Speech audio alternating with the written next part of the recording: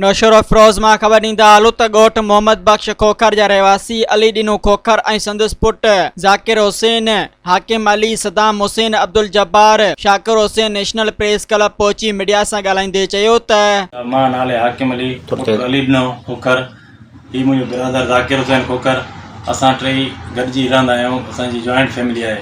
2014 में असां हुनखे लातालगी कई हुई, जेका असां अख़बार में बि ॾियारे छॾियो ऐं बयान रिकॉर्ड सां मौजूदु आहे।